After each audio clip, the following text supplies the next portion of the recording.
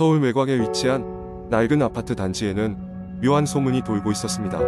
사람들이 쉽게 떠올릴 수 없는 그런 이야기였지만 막상 그곳에 사는 주민들 사이에서는 입에서 입으로 전해져 오던 소문이었죠. 그 소문은 주로 비 오는 날에 발생하는 기이한 사건들을 다루고 있었습니다. 그날도 비가 세차게 내리던 늦어른 밤이었습니다. 아파트의 13층에 사는 민우는 컴퓨터 공부를 하던 중 창밖으로 강하게 몰아치는 바람 소리에 고개를 돌렸습니다. 유난히도 시끄럽게 흔들리는 창문 때문에 잠시 집중력을 잃은 그는 컴퓨터를 끄고 잠자리에 들기로 했습니다. 침대에 누운 민우는 창문 밖으로 보이는 흐릿한 풍경을 보며 마음을 가라앉히려 했습니다. 비오는 밤의 소음에도 불구하고 이상하게도 그의 귀에 낯선 소리가 들리기 시작했습니다. 가녀린 소녀의 웃음소리 같기도 하고 멀리서 들려오는 노래 같기도 한 그 오묘한 소리는 점점 더 가까워지는 듯 했습니다. 민우는 불안감을 떨쳐내려 고개를 저었지만 그 소리는 좀처럼 사라지지 않았습니다. 결국은 자리에서 일어나 창문을 열었습니다. 바깥에는 빗방울이 조명을 받아 반짝이고 있었고 바람은 여전히 아파트 사이를 휘감고 있었습니다. 하지만 이상하게도 그 소리의 근원이 어디인지 알 수 없었습니다. 그는 피곤해서 헛소리가 들리는 건가 하며 다시 창문을 닫으려 했습니다. 그 순간 아파트 단지 안쪽에 있는 놀이터 쪽에서 무엇인가 움직이는 것이 눈에 띄었습니다. 민우는 자세히 보려고 눈을 비볐습니다. 전혀 사람이 있어서는 안 될 그 시간에 누군가 그네를 타고 있었습니다. 희미한 가로등 불빛 아래서 그네를 타고 있는 이는 긴 생머리를 늘어뜨린 어린 소녀처럼 보였습니다. 소름이 돋은 민우는 무의식적으로 창문을 닫고 커튼을 쳤습니다. 잘못 본 거야, 틀림없어 라고 스스로 되뇌었지만 심장의 박동은 점점 더 빨라졌습니다. 다음날 아침 민우는 밤의 경험을 꿈으로 치부하려 했습니다. 그러나 엘리베이터에서 마주친 이웃 아주머니의 이야기를 듣고 멈칫했습니다. 비 오는 날엔 옛날 그 소녀가 나타난다더라고. 안타깝게 세상을 떠난 그 아이 말이야. 민우는 뒤늦게 떠오르는 기억의 등골이 오싹해졌습니다. 몇 년 전 이 아파트 단지에서 실제로 어린 소녀가 사고로 세상을 떠났다는 이야기를 들은 적이 있었던 것입니다.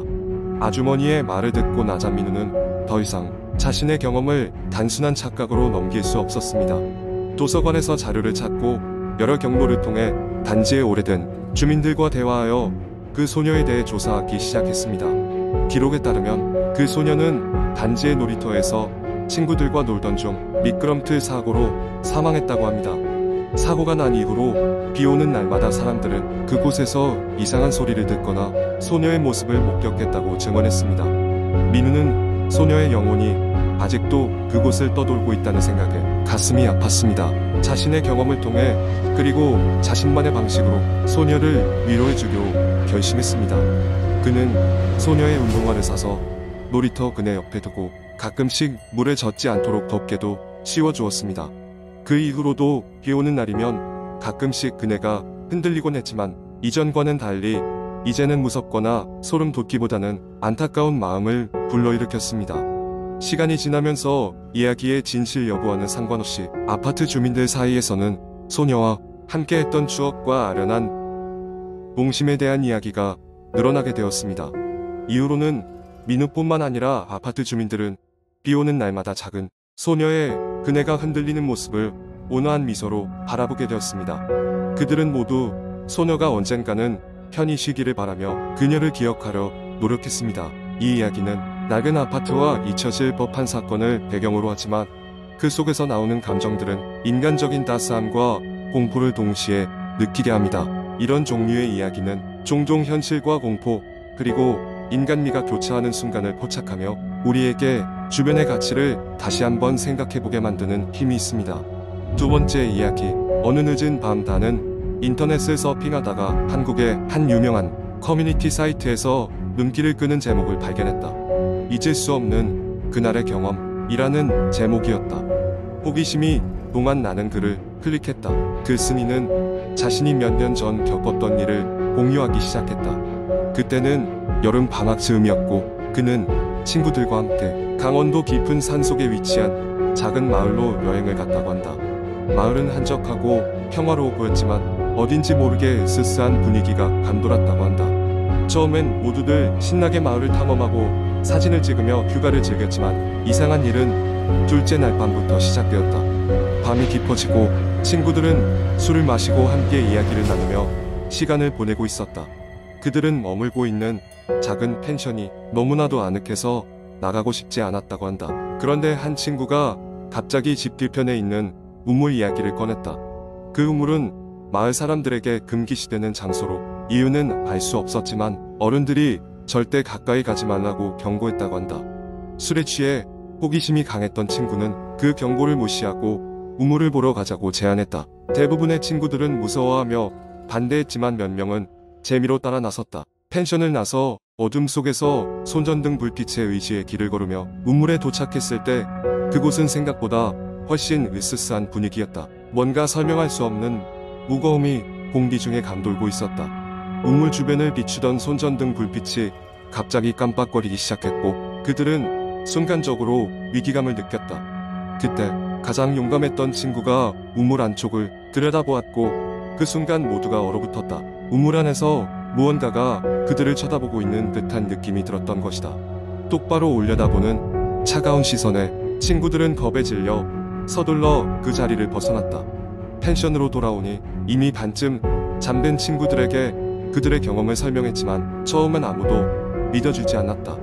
그러던 중 우물을 보러 갔던 친구 중 한 명이 소리를 지르며 갑자기 몸을 떨기 시작했다. 그것이 내 꿈속으로 들어왔어 라고 외치며 공포에 질린 표정을 짓는데 그제야 다른 친구들은 상황의 심각성을 깨달았다. 이후 밤이 되면 그 친구의 악몽은 더 심해졌고 다른 친구들도 하나둘 이상한 꿈에 시달리기 시작했다. 그들은 결국 여행을 중단하고 서둘러 마을을 떠나기로 결정했다. 돌아오는 길 마을의 한 노인이 이들에게 다가와 조용히 속삭였다. 이 마을의 우물은 예로부터 혼을 잡아두는 곳이라고 바로 떠나기를 잘했네. 여행 후 글쓴이는 오랫동안 그날의 경험 때문에 잠을 이루지 못했다고 한다. 그 후로도 가끔씩 꿈속에서 우물에 서 있는 자신을 보며 놀라 깨어나곤 했다고 고백했다. 그리고 이 이야기를 끝으로 글쓴이는 조심스럽게 경고했다. 어디든 함부로 가까이 하지 말라. 특히 이유를 알 수 없는 금기가 있는 장소에는. 긴 이야기는 댓글을 통해 엄청난 파장을 불러일으켰다. 많은 사람들이 이와 비슷한 경험을 공유하거나 우물과 같은 금기 장소에 대한 이야기를 덧붙이며 공포는 더 크게 확산되었다. 이 역시 인터넷에서 본 것 중 하나에 불과하지만 잊히지 않는 그 무서운 기운은 여전히 사람들을 끌어들이고 있었다. 세 번째 이야기. 사건은 2010년 한여름 유난히도 빛나던 별이 많던 어느 밤에 시작되었습니다. 서울의 한적한 주택가에 위치한 낡은 5층짜리 아파트. 그곳에는 보기 드물게 오래된 엘리베이터가 있었습니다. 이 아파트에 사는 새로운 입주자 수지는 그날도 김없이 늦은 시간까지 일을 마치고 돌아오던 중이었습니다. 집으로 돌아오는 택시 안에서 그녀는 기묘한 기분을 떨쳐낼 수 없었습니다. 어딘가에서부터 그녀를 누군가가 계속 쳐다보는 듯한 느낌이 들었던 것입니다. 택시에서 내린 수지는 주위를 둘러보았지만 골목은 조용했고 그녀와 아무도 없었습니다. 그러려니 하고 수지는 아파트 입구로 들어가 엘리베이터를 불렀습니다. 1층에 도착한 엘리베이터 문이 열리자 수지는 순간적으로 조금 멈칫했습니다. 내부 조명이 깜빡거리고 있었고 내부 전체적으로 낙서와 티끌로 뒤덮여 있었습니다. 사용감이 지나치게 많이 느껴지는 것이었습니다. 어쨌든 수지는 지친 몸을 이끌고 엘리베이터에 탔습니다. 본인의 층수를 눌렀고 엘리베이터는 덜컹거리며 위로 올라가기 시작했습니다. 그러나 3층쯤 도착했을 때 엘리베이터가 갑자기 멈춰 서더니 불이 꺼지기 시작했습니다. 완전한 어둠 속에 갇힌 채 그녀는 놀라움을 겨우 삼켰습니다.